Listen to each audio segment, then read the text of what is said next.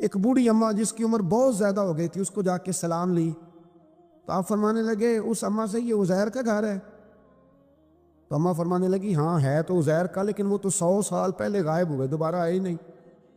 آپ فرمانے لگے اماں میں ہوں عزیر۔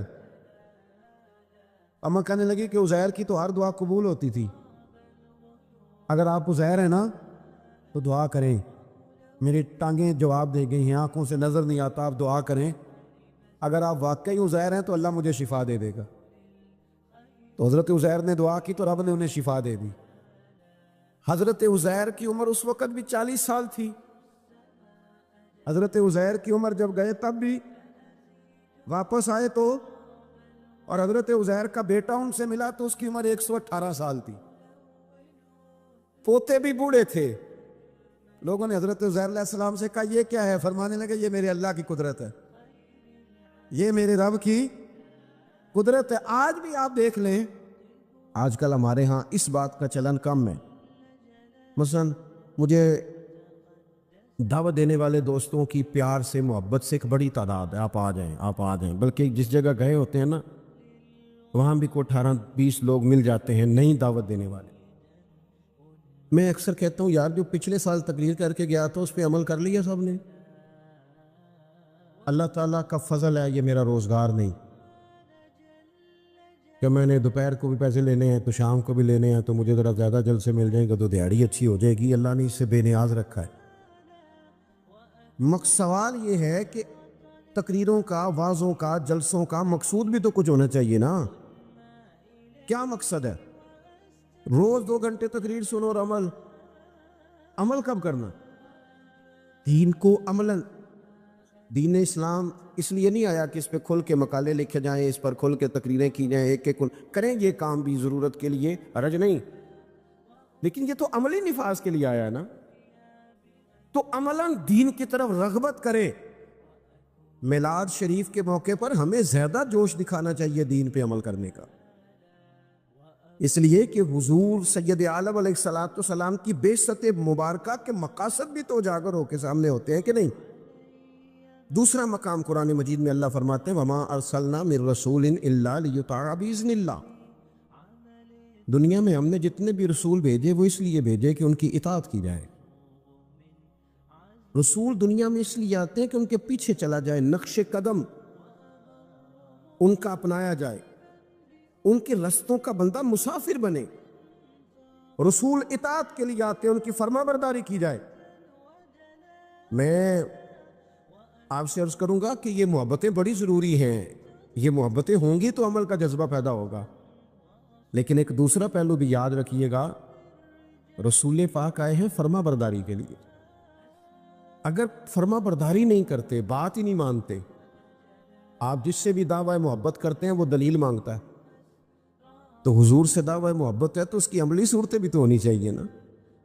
ہر پیغمبر اس لیے آئے کہ ان کی فرما برداری کی جائے، اطاعت کی جائے، اور اگر کوئی میرے نبی پاک کی فرما برداری کرے پھر تو اس کا انداز ہی نرالا ہے۔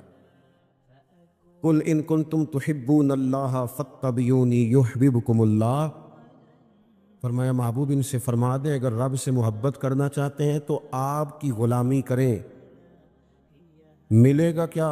اللہ خود ان سے محبت فرمائے گا، خود ان سے محبت۔ صحابہ کرام کے اندر نا حضور سے پیار کا جذبہ بھی والہانہ تھا، والہانہ۔ نبی کریم، وہ آج کل کچھ لوگوں کو یہ بھی غلط فہمی ہوتی ہے نا جی مروج دکھائیں، اس کا حکم ہے، حکم ہے، یہ بڑی نہیں، آپ یہ بتائیں۔ تو میں کہتا ہوں حضور نے حکم دیا تھا کسی صحابی کو کہ میں کلی کروں تو میرے منہ سے نکلا پانی چہرے پہ مل لینا؟ حکمن کہا تھا کسی کو کہ میرے ناک سے بلغم نکلے تو چہرے پہ مل لینے؟ کہا تھا، لیکن وہ ملتے تھے کہ نہیں ملتے تھے؟ والہانہ پن تھا، حضور کے ساتھ پیار تھا، والہانہ شوق تھا، لیکن جس طرح پیار والہانہ کرتے تھے نا، والہانہ، اس طرح بات بھی والہانہ ہی مانتے تھے، بات بھی، پیار ہم بھی والہانہ کرتے۔ ہمارے ہاں کہتے ہیں نعرہ لگاؤ، پھر زور سے لگاؤ، پھر دونوں ہاتھ کھڑے کر کے لگاؤ، پھر جناب اس طرح کر کے لگاؤ، یہ ساری باتیں ٹھیک ہیں، یہ والہانہ پن ہے، اچھی بات ہے، لیکن یہ بھی تو بتائیں کہ حضور کی بات بھی والے خانہ مانتے ہیں؟ ہمارے ہاں لیت اللہ ہے، گنجائش ہے، دیکھ لیں گے، کر لیں گے، شریعت کی رخصت پر عمل ہے، یہاں گنجائش مل گئی تو لے لو، یہاں مل گئی تو لے لو۔ صحابہ تو بات بھی والے خانہ مانتے تھے۔ حضور جمعے کا خطبہ دے رہے ہیں، ایک شخص اٹھ کے کھڑے ہو گئے، اللہ کے محبوب نے فرمایا بیٹھ جاؤ۔ ایک صحابی اس کونے میں تھے، ابھی مسجد کے قریب، ان کے کان میں آواز گئی بیٹھ جاؤ، وہ وہیں بیٹھ گئے۔ ایک اس کونے میں تھے۔ ہمیں واضح احکامات دین کے مل جائیں تو اس میں بھی گنجائش ڈھونڈتے، اس کونے میں تھے، کانوں میں آواز گئی بیٹھ جاؤ تو وہ وہیں بیٹھ گئے۔ اس کونے میں تھے ایک، ان کے کان میں آواز گئی وہیں بیٹھ گئے۔ اللہ کرے کہ آپ موبائل تھوڑے کم چلائیں اور میری بات زیادہ سنیں، دعا کیے آمین تو کہہ دینا، چلو دعا میں تو شامل ہو جائیں نا۔ اللہ تعالیٰ دعائیں تو کرنی چاہیے نا، اللہ قبول فرماتا ہے اپنے بندوں کی دعا۔ دوست، واضح حکم ملنے کے باوجود بھی لوگ، واضح احکامات کے باوجود بھی اس میں لوگ گفتگو کرتے ہیں، کل پرسوں ترسوں کا نام لیتے ہیں۔ حضور نے مطلق کا نام نہیں لیا، جس کے کان میں آواز گئی وہیں بیٹھ گیا۔ یہ وہ نظارے ہیں جو زمین نے دیکھے ہیں، آسمان نے دیکھے ہیں۔ اتنی وارفتگی حکم ماننے میں، اتنی وارفتگی، بیٹھ گئے۔ تکمیل جمعہ پر محبوب نے فرمایا آپ کہاں تھے؟ یا رسول اللہ صلی اللہ تعالی وسلم وہ آپ کا حکم آیا تو میں اسی کونے میں بیٹھ گیا تھا۔ آپ کہاں تھے؟ حضور حکم ملا تو اس کونے میں بیٹھ گیا۔ آپ کہاں تھے؟ حضور حکم ملا تو میں اس کونے میں بیٹھ گیا۔ تو کریم فرمانے لگے نہ آپ سے کہا تھا، نہ آپ سے کہا تھا، نہ آپ سے کہا تھا، میں نے تو ان سے کہا تھا۔ کہ یا رسول اللہ اپنے نام تو نہیں نہ لیا، سانو تے قید سجن دا گہنا ہے، او جینج رکھے اونج رہنا ہے۔ یا رسول اللہ آپ نے نام نہیں نہ لیا، حکم مل گیا بیٹھ جاؤ تو لہٰذا بیٹھ جاؤ۔ بات ماننا ہمارے ہاں نا آج کل پیری مریدی بھی اسی کا نام ہے، نذرانہ بھی وقت پہ دو، دعوت بھی مرید کرتے ہیں، جتنی مرضی آپ کہو، روز کہو تو روز کھانا کھلاتے ہیں۔ آپ ان سے کہو کہ جناب میں آ رہا ہوں تو وہ تیار ہیں، پھول بھی لے کے کھڑے ہیں، لیکن اگر ان سے کہو بات مانو، پھر وہ کہتے تسی دعا کرو، ہے نا جی، نماز پڑھا کرو، کہتے دعا کرو۔ کمال ہو گئی ہے بھائی، آپ باقی سارے معاملات کے لیے آپ پورے تیار ہیں، اور یہ جو فرما برداری ہے، یہ جو بات ماننا ہے، وہ کس نے ماننی ہے؟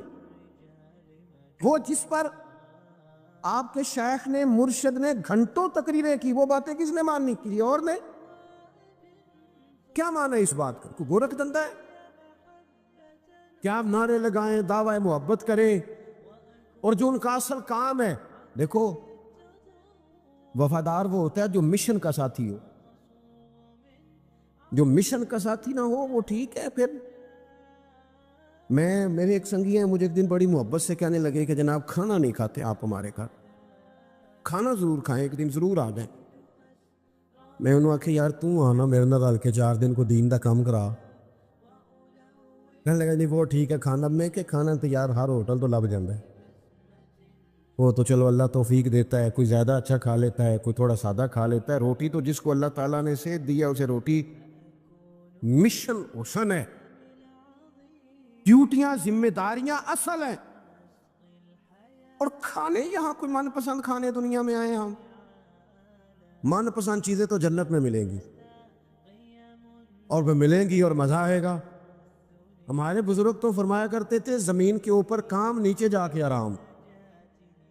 یہاں کوئی کام کرے، کوئی ڈیوٹی کرے، کسی ذمہ داری کا اظہار کرے، وہ خدمت سر انجام دے، وہ خاص سطحی چیزیں اس سے باہر نکلے، نبی کریم کی بات مانے، والہانہ انداز، والہانہ۔ حضور علیہ السلام نے جس مشن کے لیے پتھر کھائے، جس مشن کے لیے حضور طائف گئے، جس مشن کے لیے حضور نے ہر دشمن کو معاف کر دیا کہ لوگ مسلمان ہو جائیں، دیندار ہو جائیں، امت اس مشن کے لیے کیا کام کرتی ہے، کیا ڈیوٹی کرتی ہے؟ کبھی دل میں تکلیف ہوئی ہے کہ آپ تجربہ کر لیں، سارے لوگ عید کی نماز پڑھنے بھی نہیں آتے، اس لیے کہ کچھ ایسے ہوتے ہیں جن کی ساری رات دکان کھلی رہتی ہے اور سویرے سو رہے ہوتے ہیں، کچھ کہتے ہیں میں نے وعدے کیے ہوئے ہیں وہ میں نے پورے کرنے ہیں، عید کی نماز بھی سارے پڑھنے، لیکن رش اتنا ہوتا ہے کہ مسجدیں چھوٹی پڑ جاتی ہیں۔ اس کا مطلب یہ ہے اگر ساری مسلمان امت نمازی ہو جائے تو نئی مسجدیں بنانی پڑے، لیکن آپ باقی سارے کام کرا لیں شوق سے کر دیں گے۔ بھئی سجدے کا بھی ذوق پیدا کرو، حضور کی فرما برداری اصل ہے۔ تیسرا مقام قرآن پاک کا، قرآن مجید نے کہا کما ارسلنا فیکم رسولا منکم یتلو علیکم آیاتنا، جیسا کہ ہم نے تمہیں میں سے تمہیں ایک رسول دیے ہیں جو تم پر ہماری آیتیں پڑھیں گے، وَيُزَكِّيكُمْ، اور تمہارا تزکیہ کر دیں گے، تمہیں پاک صاف کر دیں گے۔ نبی پاک کی تعلیمات یہ ہیں کہ تو ظاہری طور پر بھی بڑا صاف ستھرا ہو۔ حضور نفاست کو پسند کرتے، صفائی کو محبوب رکھتے، خوشبو کا استعمال کرتے، مسواک کو محبت سے استعمال کرتے، ظاہری صفائی بھی۔ اور ترمذی میں موجود ہے، حضور نے فرمایا اے انس بن مالک میرے بیٹے، ہو سکے تو صبح اس حال میں کرنا کہ تمہارے سینے میں، یہ میری سنت ہے، اور جس نے میری سنت سے محبت کی اسی نے مجھ سے محبت کی۔ نرے دانت صاف کرنا ہی سنت نہیں، دل صاف کرنا بھی سنت ہے، باطن بھی صاف ہونا چاہیے، انسان کے اندر سے ساری بیماریاں نکل جائیں۔ عزیز دوست، تزکیہ ہو، حسد سے خالی ہو سینہ، بغض سے خالی ہو۔ یہ جو روحوں پر بوجھ ہوتا ہے یہ حسد کا ہوتا ہے، یہ باطن پر دھبا ہوتا ہے یہ عداوت کا ہوتا ہے۔ یہ کچھ چیزیں جو ہمیں بالکل بے قرار کر دیتی ہیں یہ تکبر کا روگ ہوتا ہے، یہ عجب خود پسندی، یہ اندر انسان کے جوار بھاٹا پیدا کر دیتی ہے۔ اگر بندہ ہو جائے سادہ، حضرت باجدید بستامی رحمۃ اللہ علیہ کھڑے تھے تو ایک شخص نے آپ سے پوچھا حضرت خواجہ پیر باجدید بستامی سے ملنا ہے۔ آپ فرمانے لگے یہ جو بندہ جس کا تم نے ابھی نام لیا ہے نا، اس کو ڈھونڈتے مجھے 30 سال ہو گئے، مجھے نہیں ملا۔ 30 سال یہاں بیچارے نقیب ان کی کلاس لگ جاتی ہے اگر وہ لقب تھوڑے بیان کریں تو لسٹوں میں لکھ کے دیے جاتے ہیں، یہ نام نہیں لیا، یہ نام نہیں لیا، فلانے چودھری کا نام رہ گیا، فلانے کا رہ گیا، فلانے کا۔ وہ چھوڑ دیں بھائی، یہ تو حضور کی تعریف کی محفل ہے، اس میں باقیوں کی تعریفیں کدھر سے آ گئی، کدھر سے آ گئی؟ یہ تو نبی پاک علیہ الصلوۃ والسلام کے ذکر پاک کی مجلس ہے۔ دوستو آپ غور کریں گے اور چیزوں کو سمجھیں گے۔ خواجہ باجدید بستامی سے اس نے کہا میں نے ملنا ہے، فرمانے لگے 30 سال سے ڈھونڈ رہا ہوں، ملا نہیں۔ وہ سائڈ پہ جا کے ایک بندے سے کہنے لگا میں نے حضرت خواجہ پیر شیخ باجدید بستامی سے ملنا ہے۔ کہنے لگے ابھی تو وہاں کھڑے تھے تمہارے پاس۔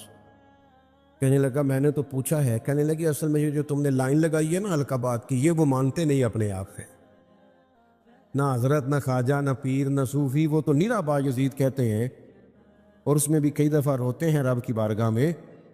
تو یہ جو القابات تم نے لگائے ہیں نا، ہمارا تو جناب بڑا عجیب منظر ہے۔ تو تزکیہ کے لیے حضور آئے، پھر فرمایا وَيُعَلِّمُكُمُ الْكِتَابَ وَالْحِكْمَةَ، حضور تمہیں کتاب سکھائیں گے، حکمت سکھائیں گے۔ حضور قرآن سکھانے آئے، نبی کریم کیا سکھانے آئے؟ آپ بنے انجینئر شوق سے، آپ لیکچرار بنے شوق سے بنے، لیکن ساتھ قرآن پاک کے قاری بھی تو بنے نا، قرآن پاک کو سمجھنے والے بھی تو بنے نا۔ اس بندے کو اتنی کہانیاں آتی ہیں، جسے اپنے شجرے آتے ہیں، جسے اپنی برادری کی شان آتی ہے، اسے قرآن کی آیتیں کیوں نہیں آتی؟ جسے ساری پنچایت میں ساری بات سنانی آتی ہے، اسے قرآن مجید بھی آ سکتا ہے۔ شرط یہ ہے کہ وہ آگے بڑھے، قرآن پاک کو سیکھے۔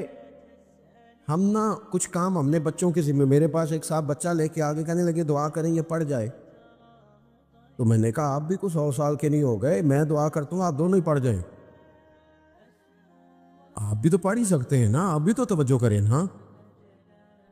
ہم نا جناب وہ بعض لوگوں کا عجیب زاویہ نگاہ بن جاتا ہے، او بھائی آپ بھی پڑھ سکتے ہیں، آپ کیوں نہیں پڑھ رہے؟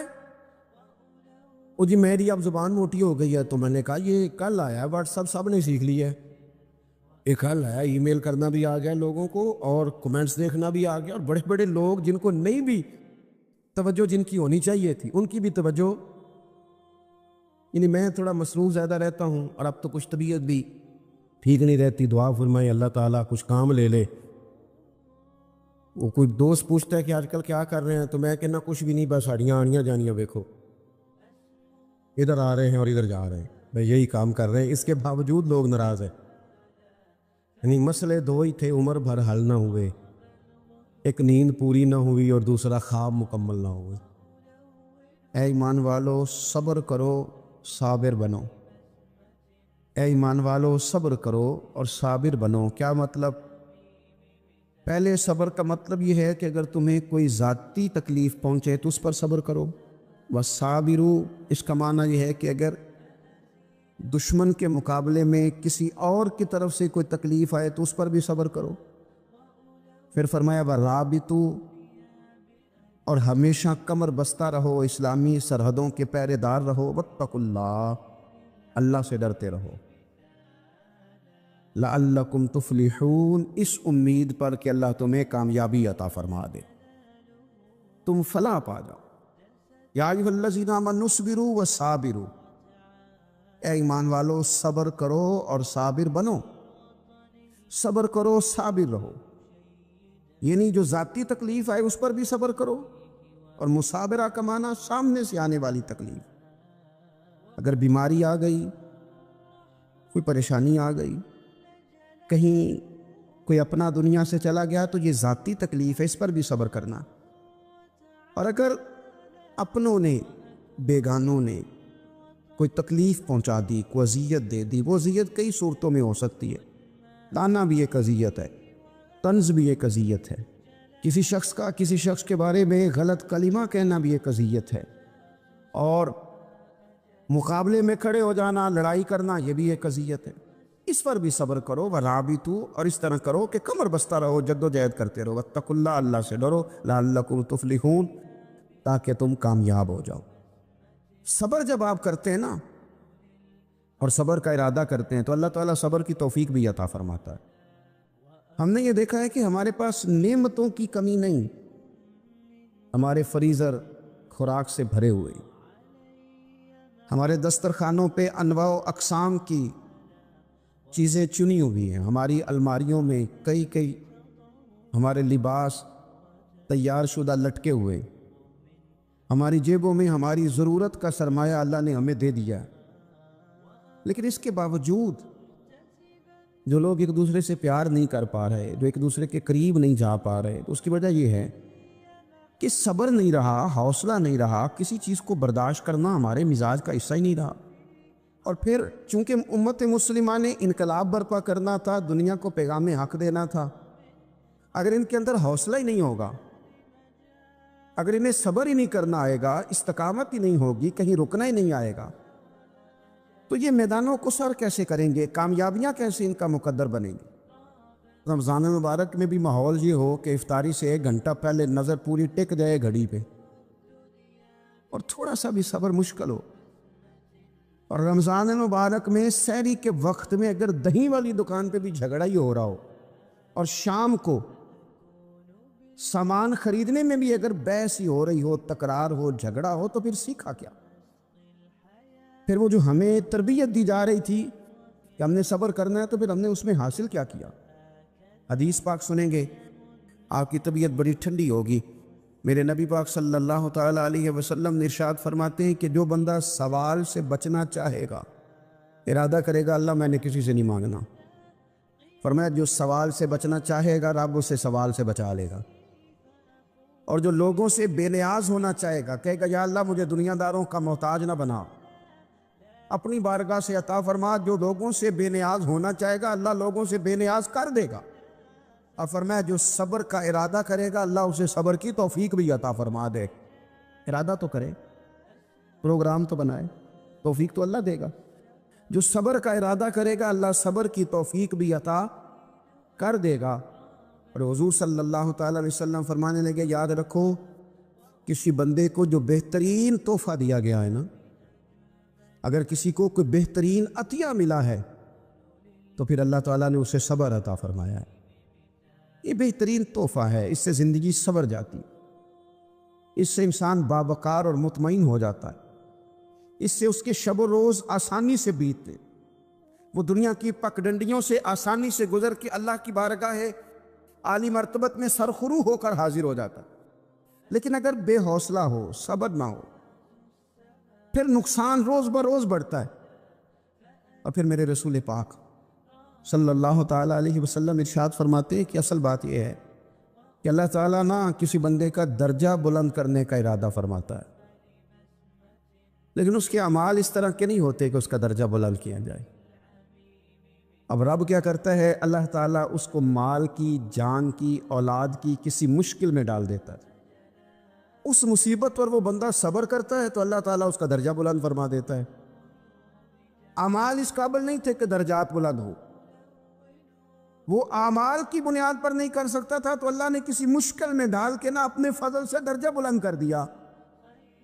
اب جو راہ طریقت کا مسافر تھا، جو سلوک کی منازل طے کر رہا تھا، جو اللہ رسول کے قریب جانے چاہ رہا تھا، اس کے لیے کتنی آسانی ہو گئی کہ مجاہدہ تو زیادہ نہ کر سکا، کثرت سے نفلی صوم و صلات کا بندوبست تو نہ کر سکا، تھوڑا سا صبر کیا، رب نے اپنا اور اپنے محبوب کا قرب عطا فرما دیا. تو یہ تو آپ صبر کرنے کے لیے جب نکلے ہیں تو آپ نے تو رب رسول کو پا لیا. یہ صبر تو وہ والا سفر ہے جس کی جو منزل ہے وہ اللہ رسول کا قرب ہے. ہم لوگ تھوڑی تھوڑی باتوں میں حوصلہ ہار جاتے ہیں، صبر چھوڑ جاتے ہیں، پریشانی بڑھ جاتی ہے. پتہ نہیں ایسے محسوس ہوتا ہے کہ جیسے یہی بندہ دنیا کا سب سے دکھی بندہ ہے. تو ایک تو یہ کہ ذاتی حیثیت سے صبر کر، ایک یہ کہ پھر دشمن کا جب مقابلہ ہو، آمن نصبرو و صابرو، آپ کا جب مقابلہ سامنے کسی کے ساتھ ہو تو پھر تیر، تلواریں، اسلحہ، بندوقیں یہ نہیں زیادہ لڑتی. میدانوں میں حوصلے لڑتے ہیں، میدانوں میں صبر لڑتا ہے، میدانوں کے اندر توانائیاں لڑتی ہیں. میدان کربلا کے اندر کوئی مقابلہ نہیں تھا تیر کا تیر کے ساتھ، تلوار کا تلوار کے ساتھ کوئی مقابلہ نہیں. میدان کربلا کے اندر ظلم کا صبر سے مقابلہ تھا. فتح کے ڈنکے یزید نے بجائے تھے، جشن ابن زیاد نے منایا تھا، لیکن قیامت تک اللہ نے جو فتح عطا فرمائی ہے تو وہ حسین ابن علی کے صبر کو عطا فرمائی، سیدنا امام علی مقام کے صبر کو ملی. عزیز بھائی، صبر ہی ہمیشہ فاتح ہوتا ہے، صبر ہی جیتا کرتا ہے، صبر ہی کامیابیاں دیتا ہے. نتیجے صبر کے نکلتے ہیں، صبر کے، حوصلے کے نتیجے ہوتے ہیں. ہماری جلد بازی ہمیں شکست خوردہ کر دے گی، ہمارا حوصلہ نہ ہونا ہمیں ہرا دے گا، ہم کمزور پڑ جائیں گے اگر ہم بے حوصلہ ہو جائیں گے. سنو، میرے نبی پاک علیہ السلام نے تربیت کی. حضور اپنی امت کو درس دیتے ہیں. حضور فرماتے ہیں پہلے تو کوشش ہی نہ کرو کہ تمہاری دشمن سے لڑائی ہو، اس چکر میں ہی نہ پڑو کہ لڑائی ہو. مسلمان امن والے ہیں، یہ پرامن لوگ ہیں، یہ امن پسند ہے، یہ داعی امن ہیں، یہ معاشرے میں مومن ہونا امن کی علامت ہے. فرمایا پہلے تو یہ پروگرام ہی نہ بناؤ کہ تمہاری لڑائی ہو، اور فرمایا پھر اگر ہو جائے نا تو پھر صبر کے ساتھ مقابلہ کرو، پھر ڈٹ کے مقابلہ کرو، اور پھر یاد رکھو یہ جو جنت ہے یہ تلواروں کے سائے میں ہے. جنت تلواروں کے سائے میں تمہیں ملے گی. پھر ڈٹنا سیکھو. پہلے تو بات یہ کہ تم یہ ارادہ ہی نہ کرو لڑائی، اور اگر کبھی ہو جائے وہ لوگوں کو بتاؤ کہ ہیں ہم پرامن لوگ، پر دین کے لیے کھڑا ہونا ہو تو پھر ہم سے زیادہ کسی کو کھڑا بھی نہیں ہونا آتا، پھر ہم سے زیادہ کسی کے پاس طاقت بھی نہیں. حضرت مولا علی شیر خدا رضی اللہ تعالیٰ عنہ کے زمانے میں کفر کے ساتھ ایک جنگ ہو رہی تھی، تو کافروں نے نا جاسوس بھیجے کہ یار پتہ تو کرو مسلمانوں کی تیاری کس طرح کی ہے. تو جاسوس واپس جا کے کہنے لگا سمجھ کوئی نہیں آئی ان کی، وہ تو راہب قسم کے لوگ ہیں، صوفی قسم کے لوگ ہیں، وہ تو کٹے ہوئے دنیا سے، مسلوں پہ بیٹھ جاتے ہیں، رات کو تو لگتا ہے دنیا سے تعلق ہی کوئی نہیں، لیکن سویرے اٹھ کے میدان میں تلوار لے کے نکلتے ہیں تو لگتا ہے ان سے بڑا مجاہد ہی کوئی نہیں. یہ عجیب لوگ ہیں کہ رات کو مسلح پہ بیٹھیں تو لگتا ہے کٹ گئے دنیا. یہ صوفی لوگ ہیں، درویش ہیں. یہی مسلمان کی شان ہے. ہو ہلکا یاراں تو برے شم کی طرح نرم، رزم حق و باطل ہو تو فولاد ہے مومن. ادھر آ ستمگر ہنر آزمائے، تو تیر آزما، ہم جگر آزمائے، ہم تجھے اپنا حوصلہ بتاتے ہیں کتنا، دیکھ ہمارے حوصلے سے ٹکرا کے دیکھ یہ کتنا طاقتور اور مضبوط ہے۔ تو عزیز بھائی، اگر زندگی میں آپ کو صبر کرنا آ گیا، میں بڑے دنوں سے یہ عنوانات بیان کر رہا ہوں، اور آج تو خصوصی طور پر رمضان شریف کے اس جمعے میں اپیل کرنا چاہتا ہوں آپ سے کہ کمزور باتیں کرنی چھوڑ دیں، مایوسی کے جملے اپنی زندگی سے نکال دیں۔ ہم مسلمان ہیں، آپ بیمار ہو گئے ہیں تو یہ بھی خدا کا فضل ہے، گناہ معاف ہوں گے۔ اگر اللہ تعالیٰ نے فقیر بنا دیا، غریبی آ گئی ہے تو یہ بھی فضل ہے، امیروں سے پہلے جنت میں جائیں گے۔ اگر اللہ تبارک و تعالیٰ نے کسی جگہ آپ کو مکان نہیں دیا اور دوسرے کو دے دیا ہے تو آپ وہ لوگ ہیں جو عظیم سنت ادا کر رہے ہیں سیدنا بلال حبشی کی۔ اگر کسی جگہ کوئی کمزوری آ گئی ہے، کوئی پیچھے رہ گئے ہیں، تو یہ خدا کا فضل ہے۔ اللہ تعالیٰ نے چاہا ہمارے لیے جو فیصلہ، تو ہم اس پہ راضی ہیں۔ لیکن اپنی زندگی اور شکوے اتنے بڑھا لیے، ہم نے اتنے بڑھا لیے کہ لوگوں سے شکوے کرتے کرتے رب رسول سے بھی شروع کر دیے۔ غلام بھی کبھی شکوہ کرتا ہے، آقا کا بھی شکوہ ہوتا ہے، بندہ بھی کبھی شکوہ کرتا ہے، رب کا بھی شکوہ ہوتا ہے، یہ بھی کبھی ہوتا ہے۔ آپ نہ مانے پر یہ شکوہ ہے کہ میں بڑے ڈاکٹروں کے پاس گیا ہوں، آرام نہیں آیا۔ نہ مانے پر یہ شکوہ ہے میں نے کبھی کسی کو ستایا تو نہیں پر میرے حالات بھی ٹھیک ہوتے۔ آپ نہ مانے پر یہ شکوہ ہے کہ فلانے کے پاس دولت زیادہ ہے، اس نے پتہ نہیں وہ آگے نکل گیا اور میں پیچھے رہ گیا۔ نہ مانے پر یہ شکوہ ہے۔ کس سے کر رہے ہو؟ رب رسول سے۔ او آس بولے تے دی مہربانی، اساں تے لاڑ ہی لڑاونے نے۔ کس سے شکوہ کر رہے ہو؟ خدا کے بندو، غلام غلامی کرتے ہیں تو شکوے کرتے ہیں کوئی؟ لیکن جو بندہ صبر ہی نہ کر پائے، جو صبر ہی نہ، جو کہ جی بڑی دور سے آیا ہوں، بڑی دیر ہو گئی، بڑا ٹائم ہو گیا، کب جا کے مسئلہ حل ہوگا؟ وہ جو آپ نے بتایا تھا وہ تعویذ کب اثر کرے گا؟ وہ دعا کب قبول ہوگی؟ وہ فلانا معاملہ کب؟ بھئی یہ ڈیٹ تو آپ کو رب رسول ہی دے سکتے ہیں۔ بندہ تو کوئی اطلاع ہی دے گا، پیغام ہی دے گا، دعا ہی کرے گا۔ اگر زندگی میں حوصلہ ہی نہیں ہوگا، اگر آپ کو یہ قرار ہی نہیں آئے گا، ٹھہرنا ہی نہیں آئے گا کسی میدان میں۔ دیکھیں، کچھ ایسی اذیتیں ہوتی ہیں جو اذیت ناک ہوتی ہیں، لیکن اگر غلامی میں آ جائے نا آپ تو وہ اذیت ناک نہیں ہوتی، اس چبن میں مزہ آنے لگتا ہے۔ کئی درد بھی مزیدار ہوتے ہیں، کئی درد بھی، کبھی زخم ٹھیک ہونے پہ آ جائے نا تو اسے چھیڑو تو مزہ آتا ہے، اس لیے کہ کچھ درد بھی مزیدار ہوتے ہیں۔ آتش سے کسی نے کہا تو روتا بڑا ہے، اس نے کہا محبوب کی یاد میں تڑپتا ہوں، ابھی تو ایک دل ہے، میرے تو خواہش تھی کبھی دو ہوتے نا تو صحیح کر کے تڑپتا۔ رب نے دل ایک بنایا، کہتا وہ مزہ دیا ہے تڑپنے کہ میری آرزو ہے یا رب میرے دونوں پہلوؤں میں دل بے قرار ہوتا۔